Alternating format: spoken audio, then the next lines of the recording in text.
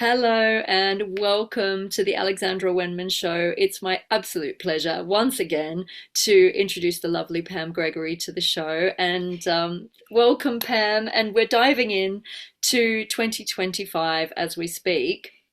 Now, I just want to start off by talking a little bit about visions and visitations. And obviously, for those of us that channel and are connected, we've been having visions and visitations for quite some time. But I feel like this year is going to become a lot more common for people.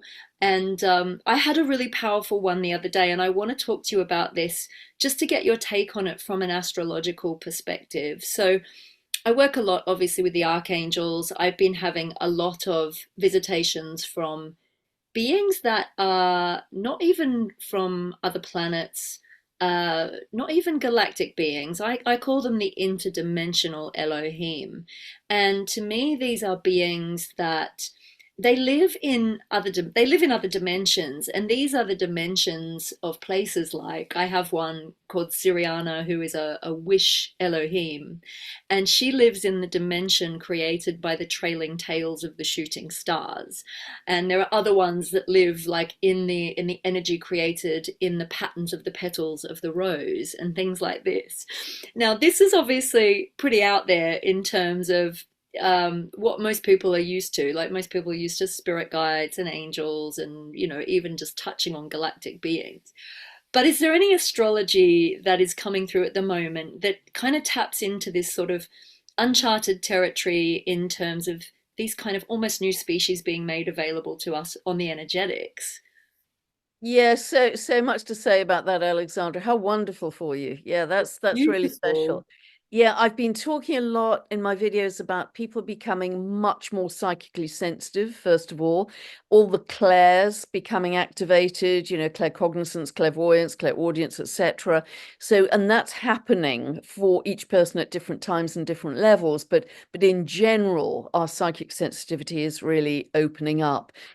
And that's partly because we have several important planets in Pisces. We've got a whole Pisces pile up right now. But Neptune, the ruler of Pisces, is really coming to the last couple of degrees of Pisces and will begin to exit Pisces on the 30th of March. But while it's at that last couple of degrees, it is really kind of hyper activating that spiritual sense, that greater sense of divinity, connection to source, and psychic sensitivity. So that's one aspect of it. The other aspect is, for sure, our consciousness as humanity is expanding. People are talking about this so much, and in my nightly meditations that people can join from all over the world for free, I've got this mantra of we're welcoming in an expanded consciousness of love, and people are feeling this sense of spaciousness coming in. Another aspect of it is that apparently our 24th chromosome, which was changed about 200,000 years ago, is coming back online.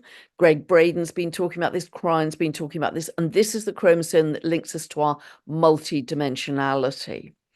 And the last part of the answer I would give to you is that we are really in paradigm shattering times. That one of the last times we had Pluto in Aquarius was back in the 1500s, mid 1500s, when Copernicus developed his heliocentric theory that the Earth went around the sun, not the other way around. So whenever we have Pluto in Aquarius, and it moved fully into Aquarius November 19th last year, will stay there till January 2044, we get a bigger understanding of our cosmos. We go further out into understanding the universe. And it's very interesting that I know certainly Dr. David Clements, who's a theoretical physicist who specializes in string theory, he also channels these very high level Elohim who are with him all the time. So he has moved from kind of mainstream academic theoretical physicist to somebody who is working with the Elohim, and they direct him to make these incredible regenerative devices to help humanity deal with the Amazing. degeneration of all Yeah. the EMFs, etc. So all those four parts are part of the answer I would give to your question, I think. But we should Beautiful. expect Yeah. great understanding of a bigger a bigger cosmos than we ever had before. Yeah, for That's sure. beautiful. I must check him out because they also talk to me. They give me sacred geometries and things like that, and it's actually exciting. I'm about to teach a 7 week course through the Shift Network, actually on the geometry as part of the technology of these angels. So that is fantastic. I must check him out. Well, it's interesting that you say paradigm shattering times because the other vision I had the other night was an image of the Earth. I often get these images where I zoom out on the Earth, and I'm just falling asleep, and don't know what I'm kind of seeing. But it was as though there was an old, and I do a lot of grid work, so I see energy as grids and as energy waves and streams and things like that, and almost see invisible walls. And I work with people one on one like that, but I saw it as the whole Earth, and it was as though this invisible shell was cracking and breaking away around the whole earth.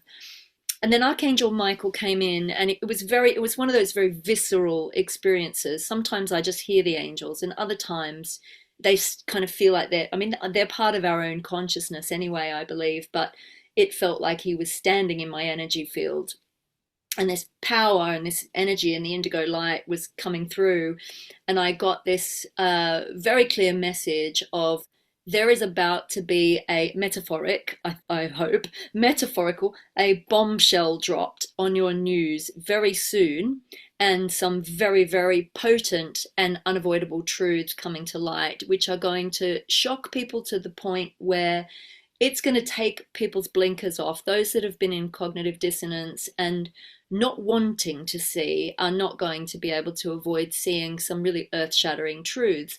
Now, the message he brought was not all these truths are bad. Some of these truths are literally like what you and I are seeing, miraculous, like the ones that boggle belief, that kind of go beyond what we think is humanly possible and take us into the realms of like superhumans, like almost supernatural human stuff that we think, oh, we have this technology now, but it's going to be revelatory.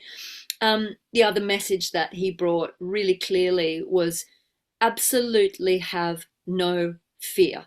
Absolutely no fear. Now, I've been through huge personal challenges in my life where it's been absolutely so important and vital that I stay in total trust. And I know you talk about this a lot on your channel as well.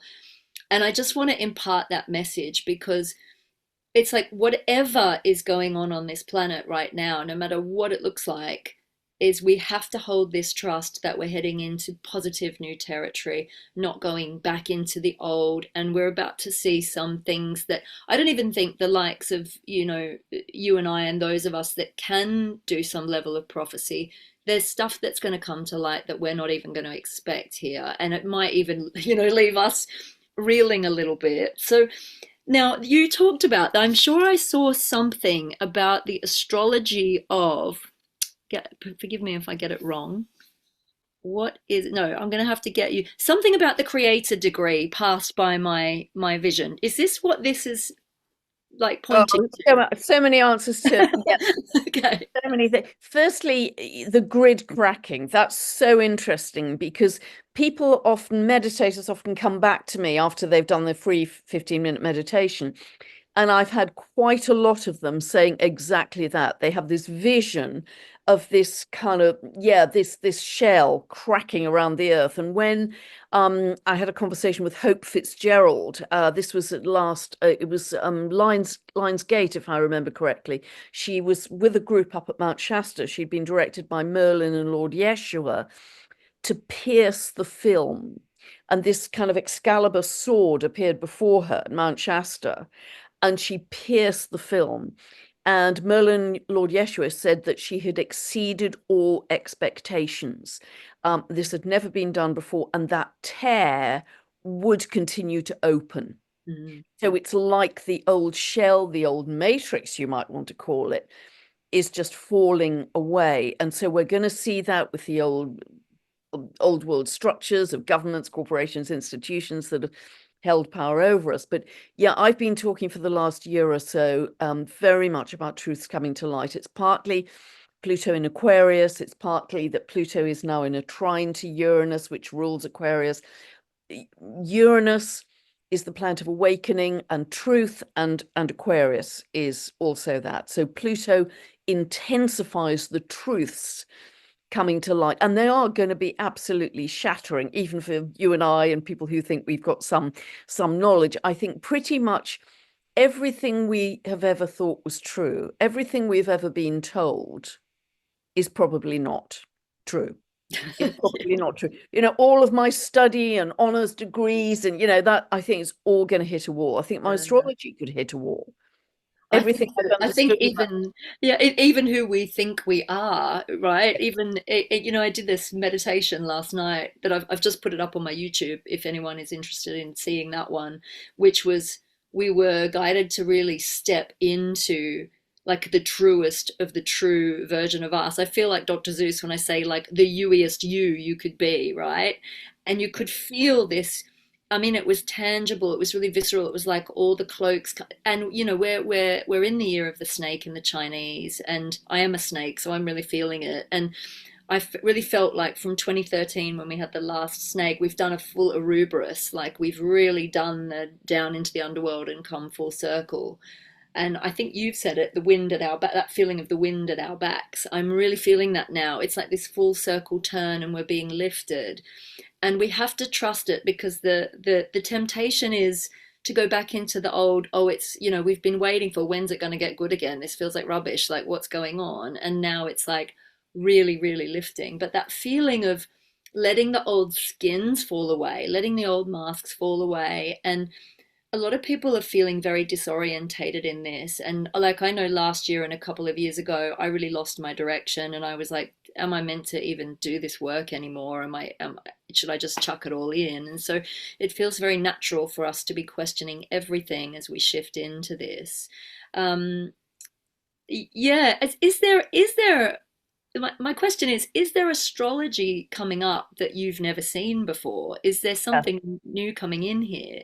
Yeah, 100%. And to pick up on the question you asked and I didn't answer is, yes, there's so much that is either extremely rare or unprecedented. Yeah. So we have some very rare combinations. For instance, back in the late 60s, we had a conjunction between Pluto and Uranus, and that was the time of hippiedom, peace and love, anti-war, people living in communes, wanted communal living where everything was peaceful and loving and wonderful. That was the seed point for what is now blossoming, because it's now those plants are in a very positive aspect of whatever was birthed back in the late 60s.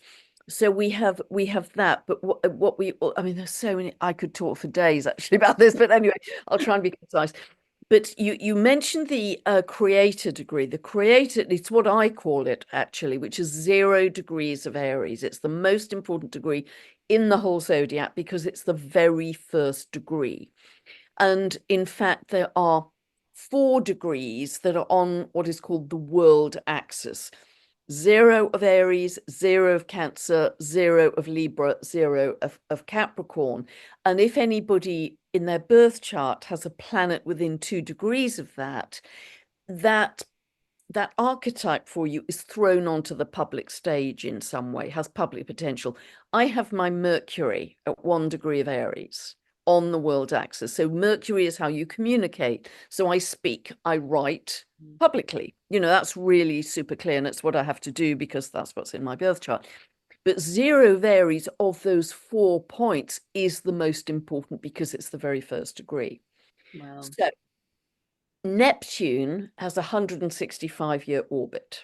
That is entering Aries on the 30th of March. Saturn has a 29.5-year orbit, and that is entering Aries on the 25th of May. So they Giving will me be together. massive goosebumps, Pam. They will be I'm together. Aries rising, so this is interesting. Very powerful for you. So it will be they will be exact to the degree in July, but exact to the minute on the 20th of February 2026. Now, important to say, these 2 planets come together every 36 years very reliably. but they don't do it at 0 degrees of Aries. You know, in 1987, when the Berlin Wall was coming down, dissolution of old structures, it was in Capricorn. It was a literal dissolution of the wall, the boundary, the Berlin Wall. You know, prior to that, it was in Libra, that was in 52, 53. It's, you know, they come together every 36 years, but in at different points in the zodiac. It is at least 12,000 years since they have come together at 0 degrees of Aries. Holy dooly. Oh my God. So this is literally giving me chills. So when we talk about new beginnings, we're talking like atomic new beginning, right? Like super, Huge new episode for humanity, a huge new birth for humanity.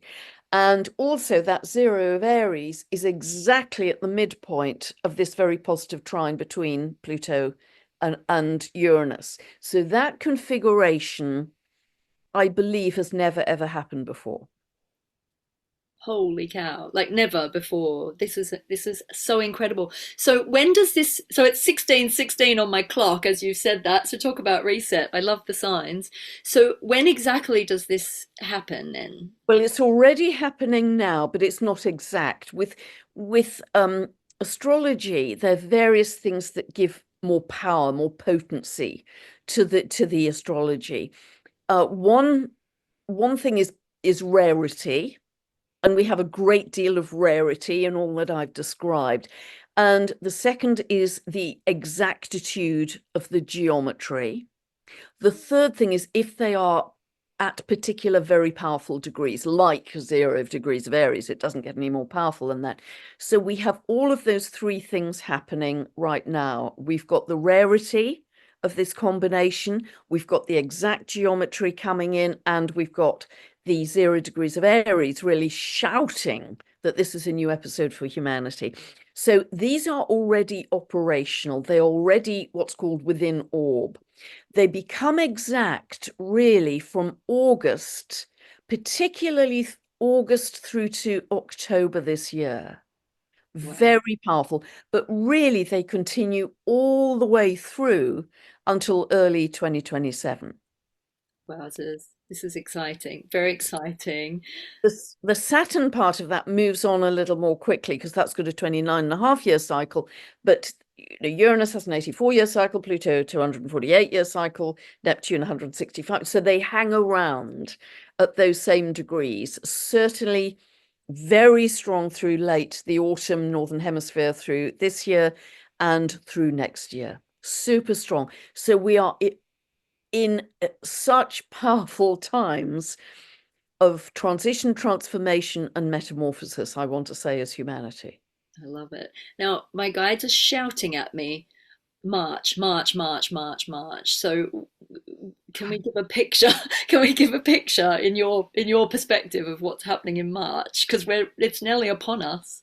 Yeah, absolutely. We're in it. We're in the energy. It's eclipse season in March. We have a total lunar eclipse on the 14th, a solar eclipse on the 29th. And we have an awful lot of water happening. So that could be literal, that could be flooding, it could be tsunamis, a lot of rain in various, I'm just starting to look at this for March. So I can't specify the geographies at this point, but I will be doing soon. It could be a feeling of, emotional overwhelm. There's an awful lot happening. But it's also all of those planets in Pisces, the Pisces pile up. It's a yearning to connect to source, a yearning to connect to our divinity that's going to be so strong. And I personally feel that in the second half of March and early April, there will be quite a significant jump in consciousness for humanity, a really marked jump in consciousness for humanity. Now, depending on who we are, where we are on our journey, that's going to be very individual. Some people are going to have a massive jump. Other people may have a smaller jump. No judgment there. We're all on our journeys. But the potential for a significant jump in consciousness is there for everyone. And that will be powerful. And it will open up our psychic sensitivity even more. So a lot of people are going to be having vision, in the way that you do on a regular basis, Alexandra. That will become more and more common. And this sense of connecting to angels, connecting to your guides will come in much much more strongly. So I see the second half of March and early April as being super powerful and very positive. Now, I have to say there's another timeline, which is how it's played out historically. Neptune last went into Aries in April 1861, within one day of the US Civil War. So this is potentially idealizing war, glamorizing war. That's a historical timeline that I don't personally think we should repeat because, we've evolved beyond that. But it's a lower timeline. So we, just as you've said, Alexandra, we must absolutely not go into fear to make that manifest. We must keep our spiritual blinkers on, live in love, live in joy, live in compassion, live in gratitude, and we are fixed, we're locked onto love as our timeline going forwards. The guides are talking just currently, Pam, as we're discussing this, because the war was on there as one of my potential questions, and what they're saying is the intensification of the war programs running now is in a little bit how it did, I suppose, back in World War II and in the 60s and the Vietnam War in the 70s. The intensification of it is to almost to force people back into their hearts and to make people go, we don't want this, and in this day and age especially, it feels utterly shocking that we're still going to war. But it is that blinkers coming off, isn't it? People are having, it's like a wake-up call. People are having to see how others capitalize on war and how it's suiting a certain group and not everybody else, right? It's that The it's leaders, it's the leaders who want war, it's not the people. And, not the people. there by the grace of God go you and I, Alexandra. We could be living in Ukraine, in Gaza, with the horrors going on.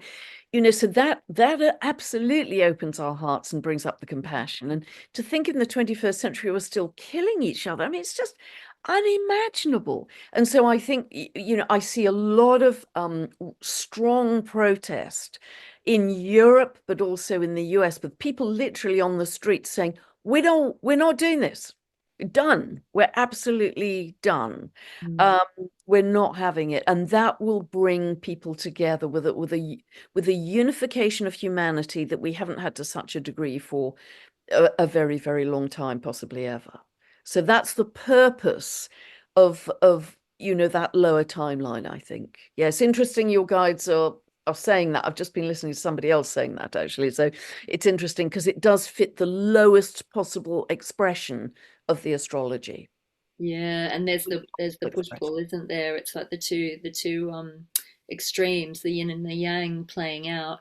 It's interesting too. At the beginning of this year, I knew. Well, actually, it was at the end of last year. I knew this year was going to be really huge, and I was running a retreat in Egypt, and we went into the King's Chamber.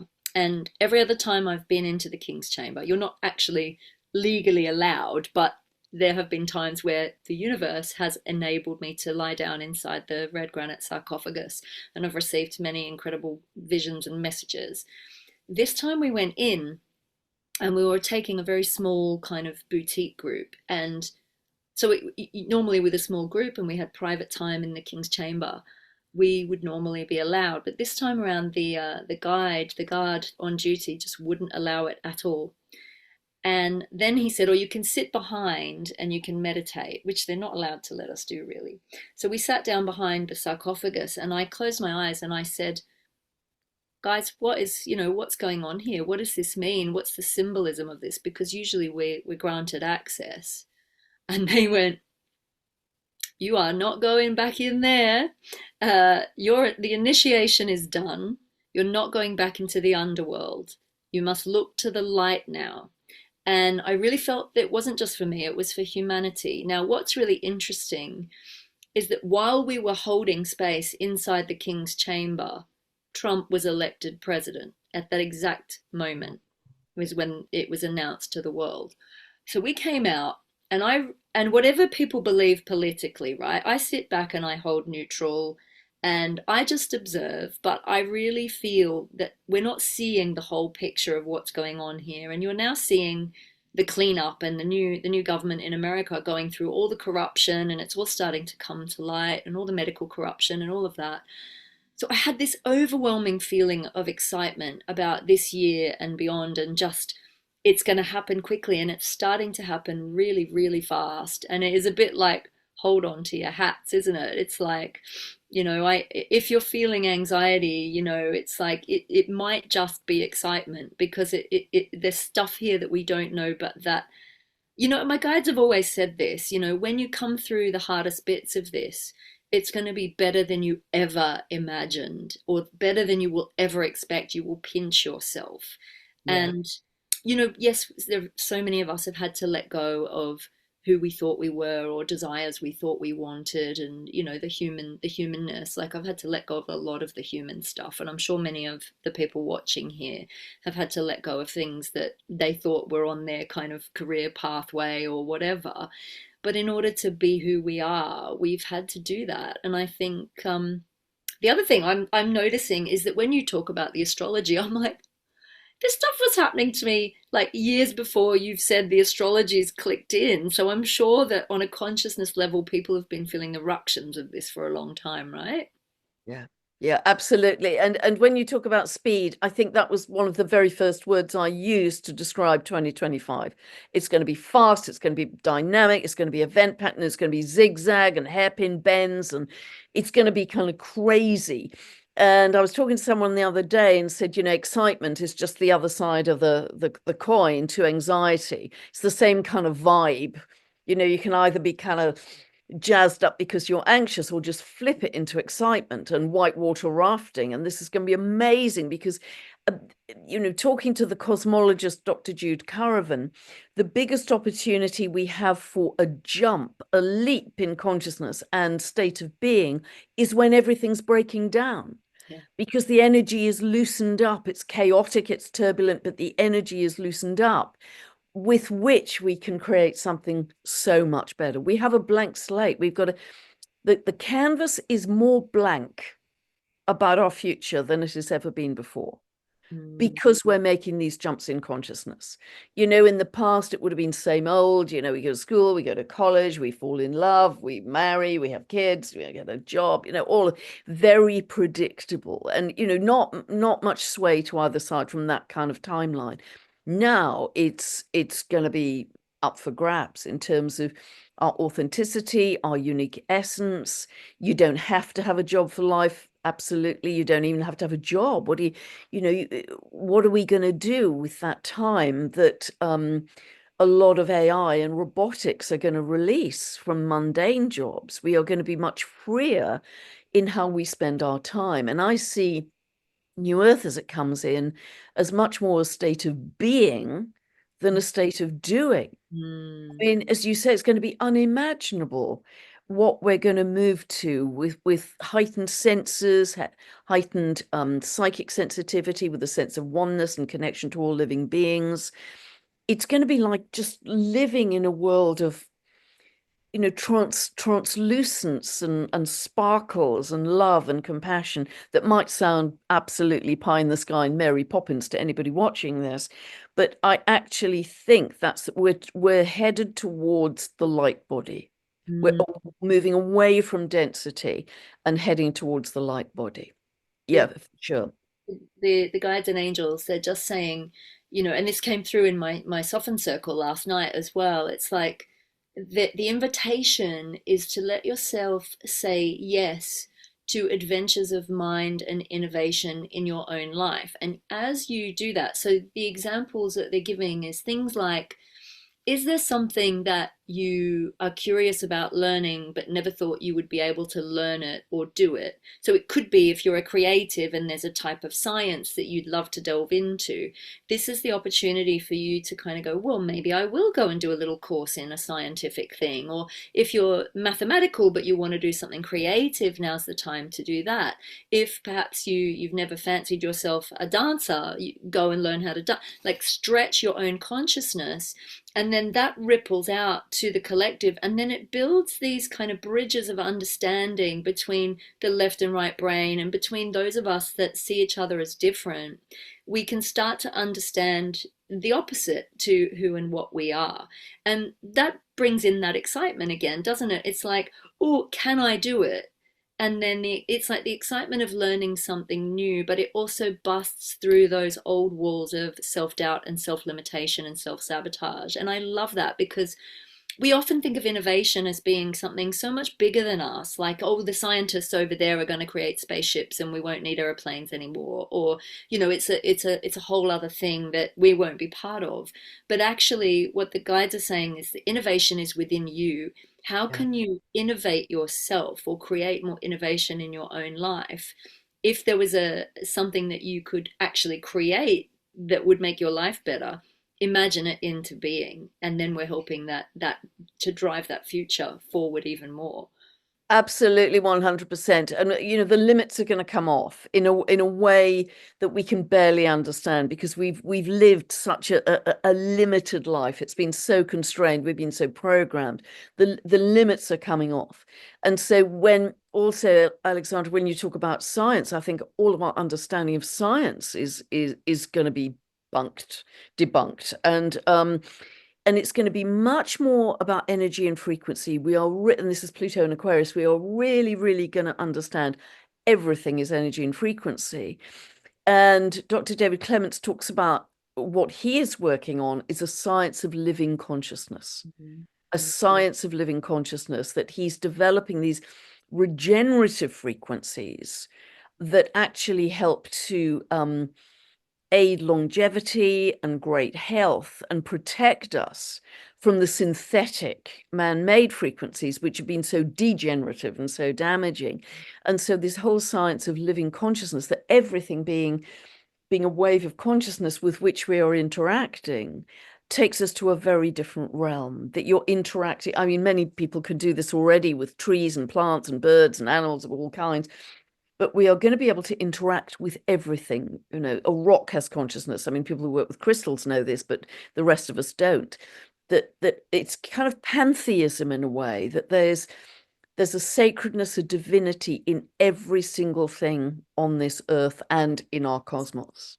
100%. And as we talk about frequency, and we know that the universe is sound, isn't it? The music of the spheres. And one of the things that, well, sound healers do it, but I've been experimenting myself. I do a kind of a light language, and that brings through frequency, and I often do it through song.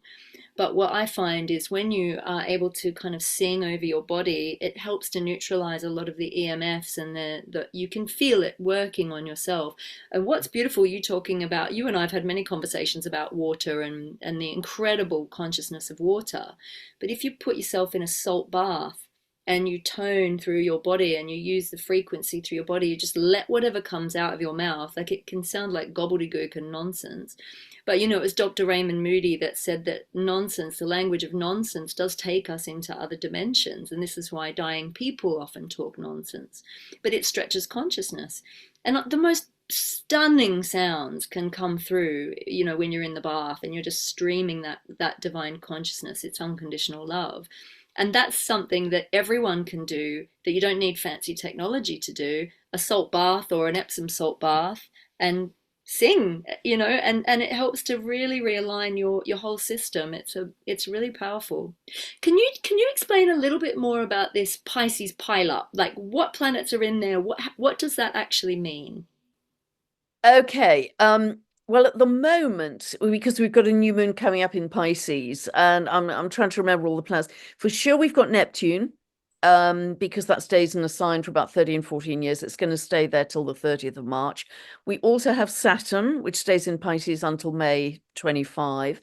We've also got the Sun and Moon in Pisces because it's a new moon. We also, I believe, have Venus there, just trying to remember, or, because there's so much in a chart. So we have about 5 planets in Pisces, plus the North Node, which is going to stay in Pisces until July next year. So that is a very, very unusual. In fact, extremely rare, because Neptune is only going to be in that sign for 165 years, but it won't necessarily be at the same time that Saturn is there. So you've got a very, very rare pile up. So Pisces is about our creativity. It is about the flooding, the oceans, the seas, the emotional overwhelm and confusion, but it also is this great sense of connecting to the divinity of the earth, remembering our divine connection to the earth in a way we've completely forgotten in our so-called modern sophisticated civilization. So there's a remembrance here. I was reading Richard Rudd the other day, his 55th gene key about the dragonfly, and he was talking about, yes, we are going through an accelerated period of evolution, but the indigenous people also talk about an involution. And the involution, you may know this, Alexandra, because I know you got links with well, you are Australian, aren't you? I think, Yeah. yes. The indigenous people have this sense of the remembrance of our connection to the earth, shamanism, how to live in harmony with the earth, which again we've forgotten, but we're going back to. And I think this will also connect us to, because the nodal axis is in Pisces, the south node in Virgo. Virgo is earth. Not only are we going to remember the divinity, the divine connection to earth, but I think this will also bring up things like the inner earth beings and their wisdom teaching us a great deal as well. So from now through till late March, we are going to have a tremendous amount of this Pisces energy, which has its challenges with at the water level, but it also is incredibly inspiring at the spiritual level. This is the jump in consciousness that I think we're going to experience. So beautiful. We speaking of like the inner earth beings, there's a Lemurian high council that I'm in touch with, and I have a beautiful guide. His name is Erethea, and he's like a giant, huge giant humanoid kind of being who walked the earth a long, long, long, long time ago, like probably during the time of the original root races, I would imagine. Some of the history that has been kind of kept hidden from us. Um, but he really talks about being human and knowing his divinity. At the time there was no separation consciousness. He knew everything as part of himself. And this is what we're returning to. And, there are those of us already, living as much in that as we can. Um, but I feel like this might be some of the anxiety that comes up in people, because it's like, what if there's no separation? We can hear each other, we can feel each other, as many of us already are. You can't lie, you can't hide anything, and this is the time of truth, right? It is extraordinary. 100%, because we're going to be able to read each other's aura and see if they're lying or not. The days of deceit are rapidly moving away. It just isn't going to be possible because of this shift to a slightly higher dimension, or very much higher dimension for some people. So, we're done with the lies. We're done with the deception. We can see the skinny wizard behind the curtain. Yes. The whole edifice is collapsing now, which is really, I mean, it's scary in terms of the number of truths that are going to come to light, and very fast. And we can see that happening already. I mean, there's just an avalanche of stuff coming out that has only perhaps to this point been on alternative channels. It's going to be inescapable soon for the mainstream too. That has to happen. That has to happen. We have to see all of that to know we are never going to do that again. We're not going to do that again because it hasn't worked well. But also, in order to give us a clean slate to create something way better than we've ever lived in many, many lifetimes.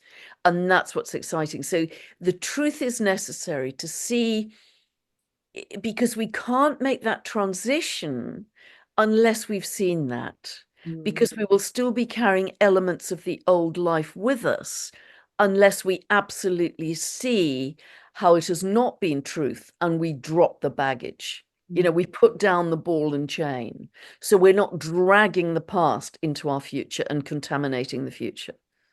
It's I love it how you put that. Even the animals are jumping on this, the guides are talking to me about the animals. And you can see how certain animals are approaching humans and really able to talk to us and let them know our needs. But then there's animals that I think it's almost like the animals are playing out this Mother Nature fighting back. You know, you've got the sharks coming in closer to the beaches and things like that. And you know, you go into, I've seen a lot of footage in like safari parks, and the tigers just legging it after the jeeps and like, you know, get out of our territory. We're not having this anymore. You know, the exploitation is done, isn't it? Yes, yeah, 100%, because we're going to feel that connection with animals. And I mean, I have a huge heart for animals, and I'm sure you do too. But more and more of us are going to feel that sense of telepathy and connection. So we're going to move into a time when, I haven't eaten meat for 50 years, but we're going to move into a time where it will just be inconceivable that we kill animals for food. It's like eating your pet dog, it just be because there's such a heart connection, you can't possibly do that. So this sense of oneness and connection to all living beings is going to come up much more strongly. I do think it's interesting what you mentioned about the whales, etc., because um, we've had some strange things happening recently. I think just very recently, within the last couple of days, a whole pod of dolphins, very sadly, have beached themselves No, I haven't in seen Australia, that. which is really, really sad. But I was listening to a very good geophysicist called Stephen Burns today, and he was talking about it is some kind of sonar or abnormality, almost anomaly, that there's some very deep sound changes happening in the earth which are causing the animals to behave irregularly and kind of come to the surface. And this may be because certainly the astrology is talking about extreme weather this year and earth mass changes and more seismic activity. And what may well be that the sea creatures are behaving in a different way because the sounds from the deep, deep seas and the inner earth are causing them to behave differently. And that may be signs of sort of pre-seismic activity. That's a A possibility. lot of vortexes and portals opening up, I know, and even the other day, like it's you know, even like in the city, like I went to get on a bus the other day, and there were flocks, like so many seagulls. I've never seen so many in a vortex. They were flying around in a circle in the middle of the road. And everyone was standing at the bus stop going, what are these birds doing? And they were literally flying in a circle. And I noticed that my little cat Jezebel does it. She'll just walk in a circle. And then I get my pendulum out and go, oh, is there energy to clear here, Jez? What are you showing me? And sure enough, a portal is open. I have to close it down. So I think they're kind of recalibrating the energies somehow. They kind of know how to do it. They're so super intelligent animals. I mean, I think they're way ahead of us. We're the laggards. The animals are way ahead because they're so instinctive, they're so in tune with the earth, but also because the anything not born of love, the old low density energy, because that's collapsing, it's causing great turbulence in the physics of energy, let's say, in the plasma and the physics of energy. And so that is meaning that animals and humans are feeling destabilized yeah. to some extent. And that's why it's so important to live from the inside out and have this sense of anchor in your heart and only coming from your heart. Because if you're referencing externally, be it the news or be it the president or whatever, you're going to be knocked sideways Mhm. because there's so much destabilization in the energy. It's you know, all our cycles, sleep cycles, all of those cycles are feeling a bit discombobulated. Right, I'm just looking through my questions because I know that time wise I have to talk to you about things. So before we go any further, because I want to bring it back to the astrology, because obviously this is your expertise area. So for this year and kind of beyond, are there sort of key dates that we need to look out for, and what should we be looking out for on a kind of a personal level, I suppose? Like, how can we navigate these key dates that you've got coming up? Wow. So, I looked at 2025 and thought, like all astrologers did, and thought, where do I begin? Where do I be? Because it's absolutely jam-packed with very intense astrology, to a level I haven't really known before. And this is why I think this year is going to be the biggest year of our lifetime. However long you've lived, this is the biggest year of our lifetime. I personally believe, because there's just so many, where do I begin?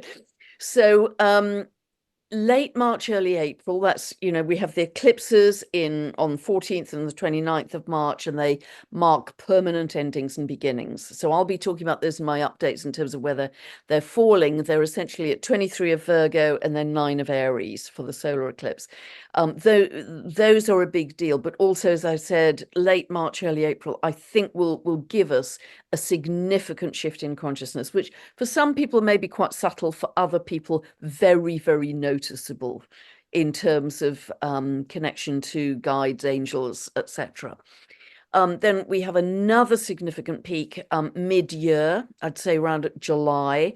This is where Saturn and Neptune come together exactly at 0 of Aries, exact to the degree, not to the minute. That's 20th of February 2026, but they do it to the degree. So we will get quite a clear glimpse, or more than a glimpse, of what this new episode for humanity is all about. For me, it's about making real the dream for humanity. It has great potential for something that we can create to be absolutely magnificent that we have never had before. But that same month, July, we have Uranus moving into Gemini. Now, it hasn't done this for 84 years.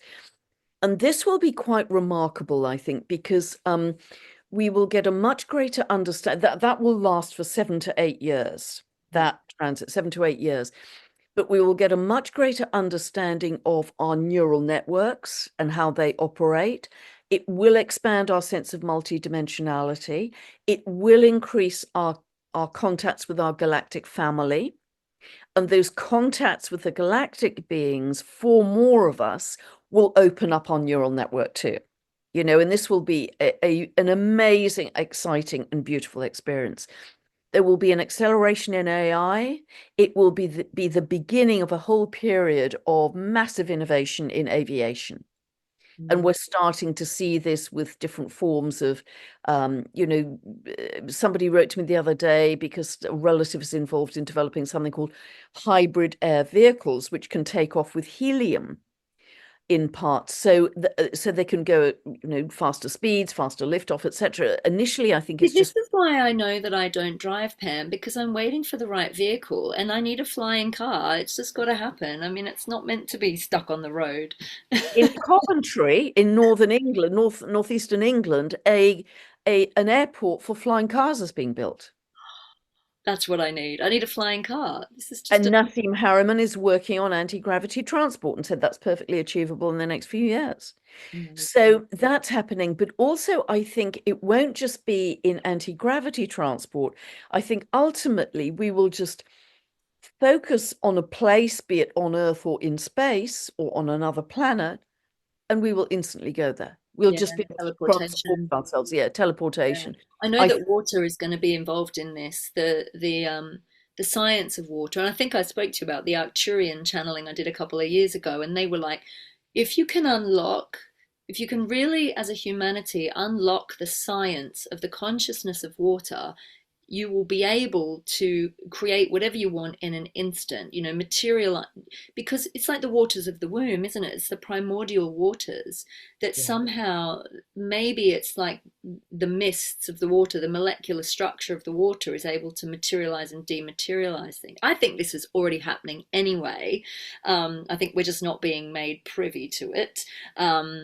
Things happening under the oceans in Antarctica and different areas. There's a lot of unexplained things going on. So I'm excited to see this. And obviously, beautiful Veda Austin and Masaru Emoto have done amazing studies in the consciousness of water and being able to ask it questions. I mean, maybe it's a hop, skip, and a jump to cosmically ordering from the water. Can you please produce me this? And it being handed to us.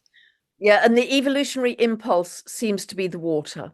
Hmm. It's the water that originally, it is said, birthed our Earth, birthed our universe, because that holds consciousness because it's condensed light. Hmm.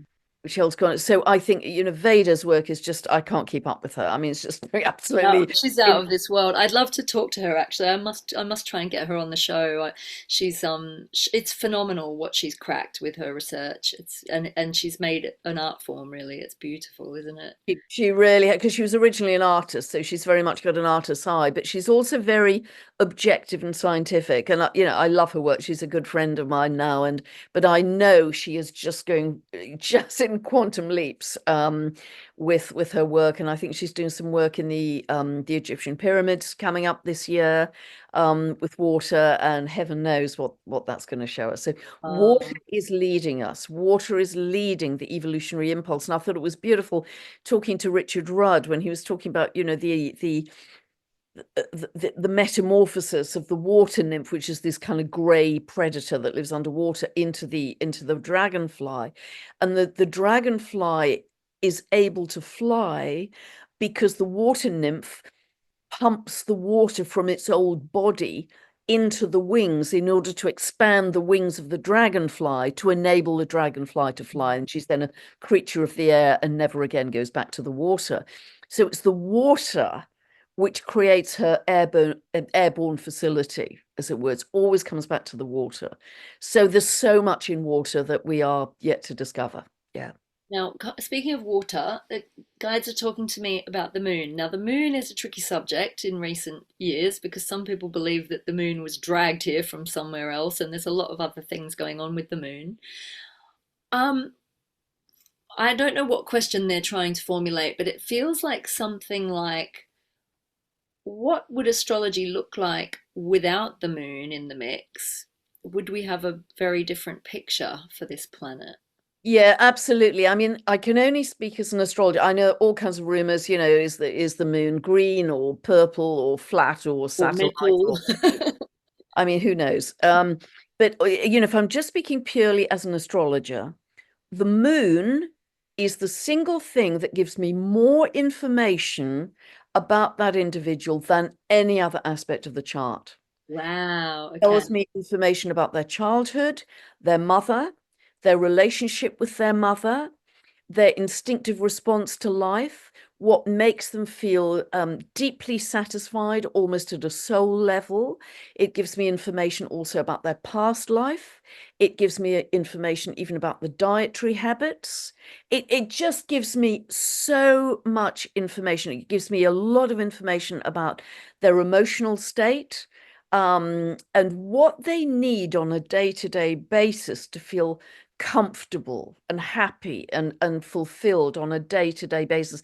For instance, a couple may be totally wildly in love, but if they have incompatible moons, they cannot live together. They just are kind of jarring. They have the moon is if I'm looking at couples, I don't do client work anymore because I've got no time, but if I'm looking at a couple, the greatest indicator of how easily they will be able to live together is the compatibility of their moons. That single thing, even Wow. if I look at nothing else. So the moon for me as an astrologer is the single richest source of information that I have, because it tells me so much about the childhood experience, because that experience and that relationship with the mother is so foundational in who they then become. Is she loving? Is she making soup at the Aga and always emotionally and physically available?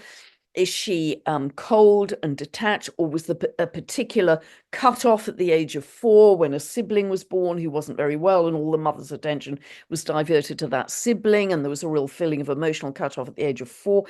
All of these specific dates I can see in the chart where there's a challenging aspect to the moon which changes the relationship with the mother. And I could talk for hours and days about that. So if the moon turns out to be not what astrologers have thought it to be, that will be the day I retire and say, Well, okay. wouldn't that be a revelation if it's not? I mean, And I think it's entirely possible. I think it's yeah. entirely possible. But for me, I would have to then think, okay, where else is this information coming from that is so rich in helping to understand the psychology of my client? Wowzers. That's incredible. But it's interesting because you've got kind of two schools of thought around the maternal, don't you? You've got the moon, but then you've got the galactic core kind of energy and the void and the womb space as well, don't you? So it's like two kind of different versions, and that would really kind of shift realities and shatter paradigms, I suppose, if the moon turns out to not be like. I actually think it's probably a chunk off another planet that exploded or something that got pulled in. EMS or TMS or whatever, but it would certainly shatter my paradigm. But I've said in many videos, I'm completely open to that because these are the times we're living in. Amazing. Oh, the guides are saying, I don't know what this is about, Pam, but they keep shouting at me 2029. Ask Pam about 2029. What's coming up then? Have you looked that far ahead?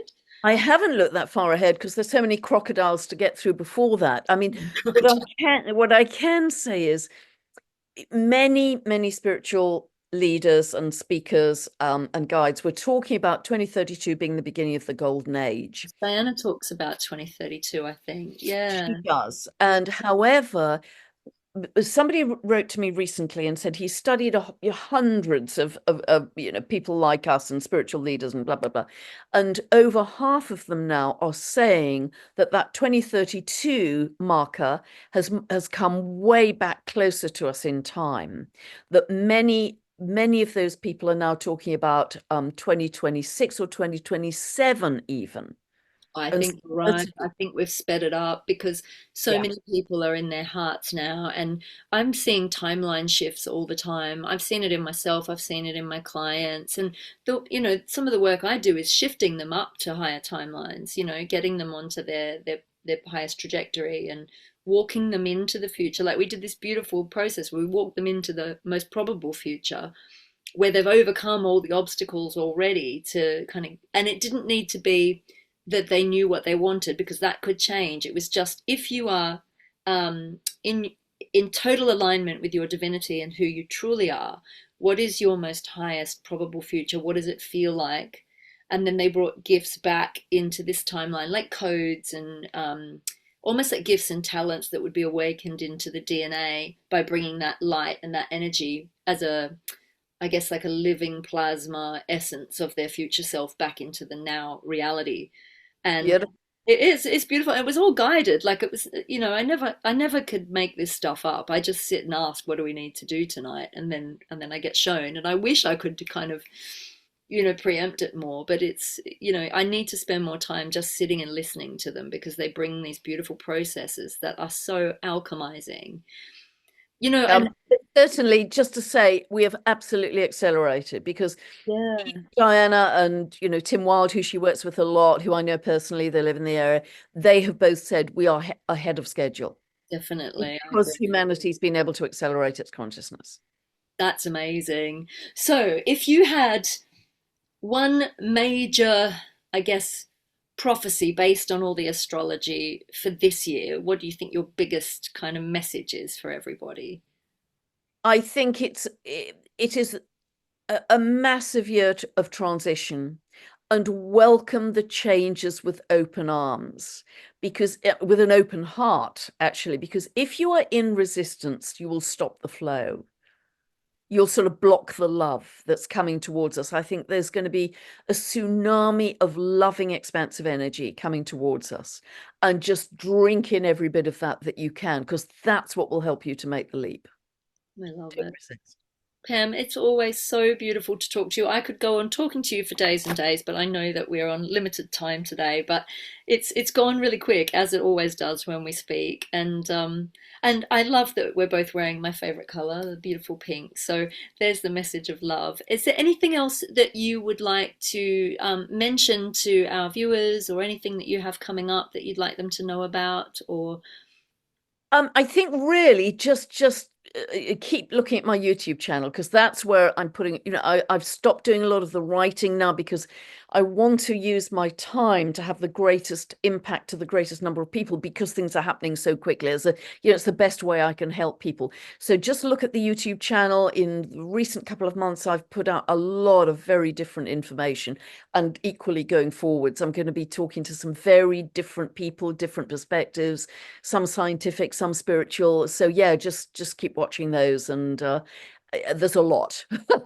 There's a lot. There's a lot.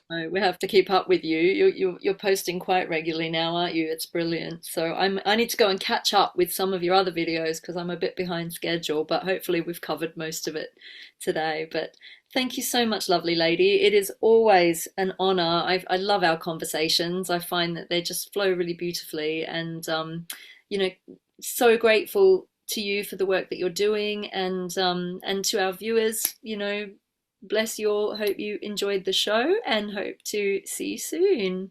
Thank you. Wonderful. And thank you, Alexandra, for the opportunity. Yeah, loved our conversation, and just loads of love to everyone out there who's listening. God bless you all.